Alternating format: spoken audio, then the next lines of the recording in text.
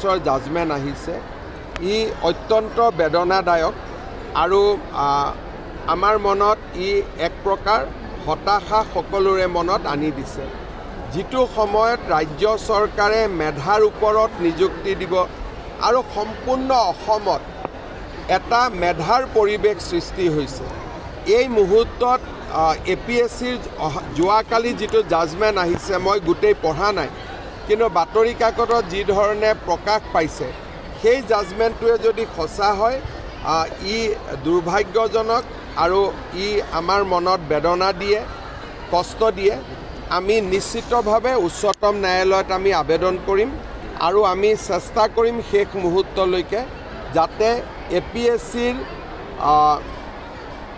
এই দুষ্কাৰ্যৰ লগত জড়িত কোনেও যাতে চাকৰি ঘূৰাই পাব নোৱাৰে প্ৰথমবাৰৰ বাবে আমি BTCৰ বাস্কা জিলাৰ অন্তৰ্গত শালবাৰীত কেন্দ্ৰীয় যোগ দিৱস পালন কৰোঁ ৰাইজৰ অপাৰ উৎসাহ আৰু অনুপ্ৰেৰণাৰ মাজতে আমাৰ এই যোগ দিৱস সম্পন্ন হয় প্ৰধানমন্ত্ৰী মোদী ডাঙৰীয়াই বিশাখাপট্টনমৰ পৰা দিয়া ভাষণো আজি আমি সকলোৱে একত্ৰিতভাৱে শুনাৰ সৌভাগ্য হয় আজিৰ এই যোগ দিৱসৰ সুন্দৰ কাৰ্যসূচী সফলতাৰে পালন কৰাৰ বাবে বড়োলেণ্ড টেৰিটৰিয়েল কাউন্সিল আৰু বাস্কা জিলা প্ৰশাসনক মই ধন্যবাদ জনাইছোঁ আজিৰ এই আমাৰ অনুষ্ঠানত BTCৰ প্ৰধান প্ৰমোদ বড়ো মন্ত্ৰী UG ব্ৰহ্ম ৰূপেশ গোৱালা জয়ন্ত মল্ল বৰুৱা বিধায়ক ফণী তালুকদাৰ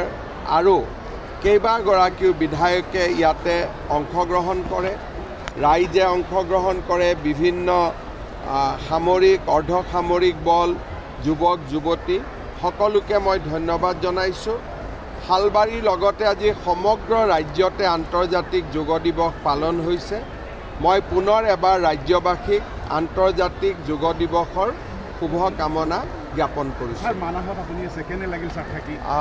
মানসত কৰিবলগীয়া কাম বহুত আছে মানস অভয়াৰণ্যত জন্তুৰ বাবে অনুপযোগী বহুত ঘাঁহ আৰু বন গঢ়ি উঠিছে মানসত আৰু আমাক কেইবাটাও চেকপোষ্টৰ প্ৰয়োজন আছে ইয়াত বন বিভাগক শক্তিশালী কৰাৰ প্ৰয়োজনীয়তা আছে তৃতীয় আৰু চতুৰ্থ বৰ্গত খালী হৈ থকা পথসমূহ পূৰণৰ প্ৰয়োজনীয়তা আছে কালি আমি এই গোটেই কথাবিলাক আলোচনা কৰিছোঁ অনাগত দিনত মানস অভয়াৰণ্যখনক আমি পৰ্যটনৰ আকৰ্ষণৰ কেন্দ্ৰবিন্দু কৰি গঢ়ি তুলিবলৈ বিভিন্ন ব্যৱস্থা হাতত ল'ম আৰু আশা কৰোঁ যে মানসত কেইদিনমান আগতে ঘটি যোৱা যি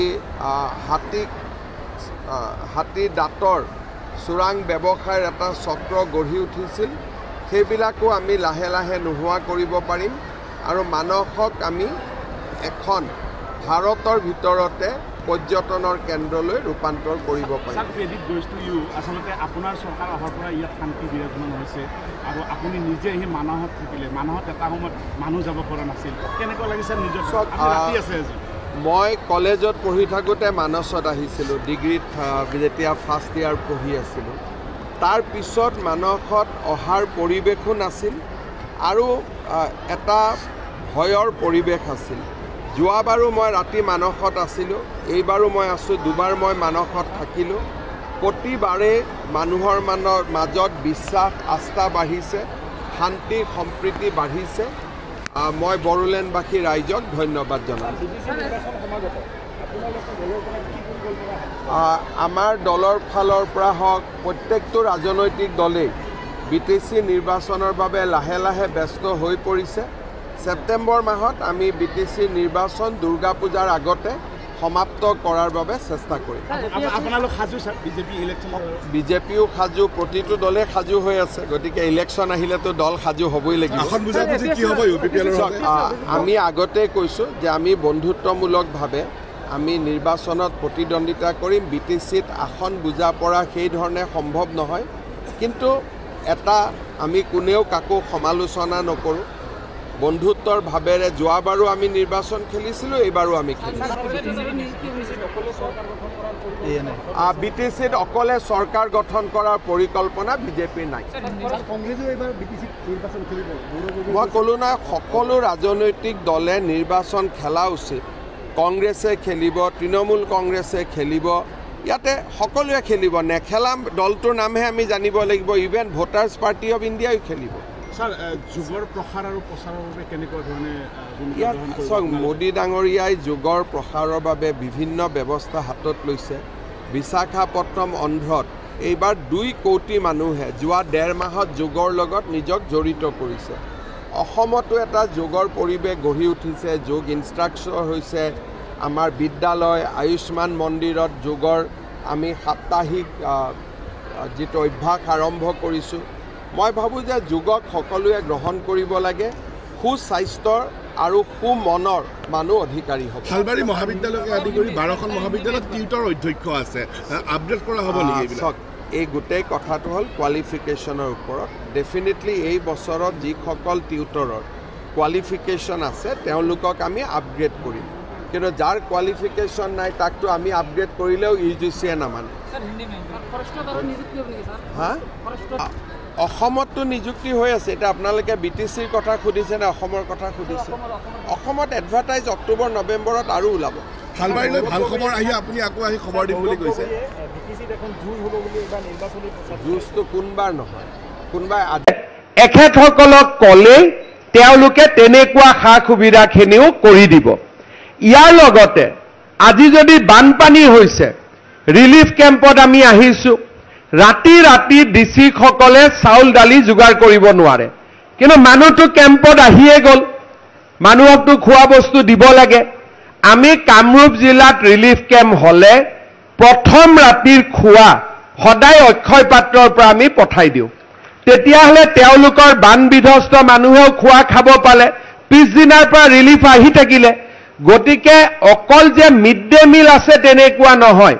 জিলাৰ উপায়ুক্তক যি ধৰণে এখেতসকলৰ পৰা সহায় লাগিব, সেনেকুৱা ধৰণৰ সহায় তেওঁলোকে আগুৱাই লৈ গৈ থাকিব আৰু তেওঁলোকে আমাৰ জিলা প্ৰশাসনক সহায় কৰিব। ইয়াৰ লগতে হৰে কৃষ্ণ ফাউণ্ডেশ্যন, অক্ষয় পাত্ৰই কিটচেন চলাব। হৰে কৃষ্ণ ফাউণ্ডেশ্যনে আপোনালোকক কৃষ্ণৰ মহিমাৰ ওপৰতো তেওঁলোকে বেলেগ কৰি মন্দিৰ বা নিৰ্মাণ কৰি আপোনালোকৰ এই অঞ্চলটোত এটা আধ্যাত্মিক পৰিৱেশৰো তেওঁলোকে সৃষ্টি কৰিব। সেই কামটো তেখেতসকলে নিজে কৰিব, তাৰ লগত চৰকাৰ জড়িত হৈ নাথাকে। এইটো তেওঁলোকৰ নিজৰ প্ৰচেষ্টা হ'ব। গন্ধিয়া আমাৰ এটা আধ্যাত্মিকভাৱে অত্যন্ত আগবঢ়া আৰু আমাৰ এটা ক'ব গ'লে ঐতিহ্যৰ এক চিনাকি।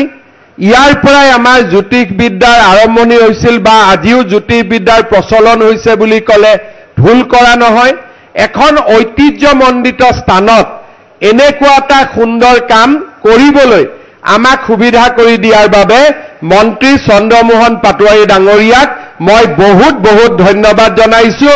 আৰু আপোনালোককো দীঘলীয়া এটা হাত চাপৰিৰে চন্দ্ৰমোহন পাটোৱাৰী ডাঙৰীয়াক আশীৰ্বাদ কৰিবলৈ অনুৰোধ কৰিম। শ্ৰদ্ধাৰ ৰাইজ, আজি কথা কোৱাৰ সময় নহয়। আমাৰ ৰাজ্যত চৰকাৰখনে যেনেকে যি পাৰে মানুহক সহায় কৰাৰ বাবে সদায় প্ৰচেষ্টা চলাই আহিছে।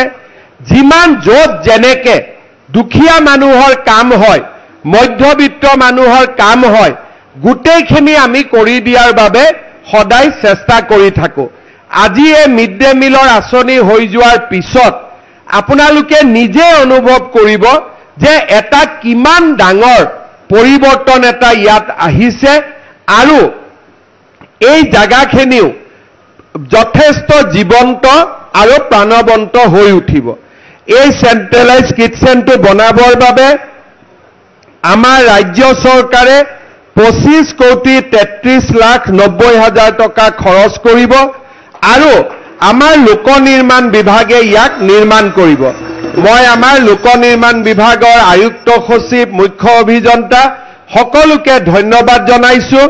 আৰু যিজন ইয়াতে ব্যক্তিয়ে কাম পাইছে তেওঁকো মই অনুৰোধ কৰিম, যে এই কামটো কাৰণ শিশুৰ শৰীৰতে ভগৱান থাকে।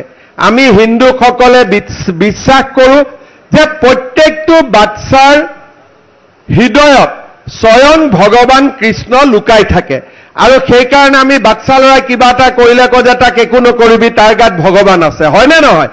এতিয়া এই বাচ্চা ল'ৰাৰ কাম আমি ইয়াতে কৰিম, বাচ্চাসকলক আমি মুখত অন্ন দিয়াৰ কাম কৰিম। গতিকে কাম বেয়া হ'ব নালাগে, এই কামটো যাতে আটাইতকৈ ভাল হয় তাৰ বাবেও মই অনুৰোধ কৰিম। আৰু মই জয়ন্ত মল্ল বৰুৱা, চন্দ্ৰমোহন পাটোৱাৰী ডাঙৰীয়াক অনুৰোধ কৰিম মাজে মাজে যেন আপোনালোকে ইয়াত আহি কামটো চাই থাকে আৰু কেতিয়াবা কেতিয়াবা স্কুলত যেতিয়া খোৱা বস্তুবোৰ যাব নিজে লগত থাকি খুব ভাল লাগে। মই আগতে, আজিকালি ইমান সময় নাপাওঁ, আগতে যেতিয়া আমিন গাঁৱৰ পৰা খোৱা বস্তুবিলাক যায় মই ঘৰৰ পৰা আহি তাত থিয় হৈ থাকোঁ, একো নকৰোঁ, কিন্তু চাই থাকিয়ে মনটো পবিত্ৰ লাগে। এতিয়া সময় নাপাওঁ আহিবৰ কাৰণে, কিন্তু এই কামটো বা এই খুব পবিত্ৰ এটা কাম ইয়াত আজি জড়িত হ'বলৈ পাই খুব ভাল লাগিলে।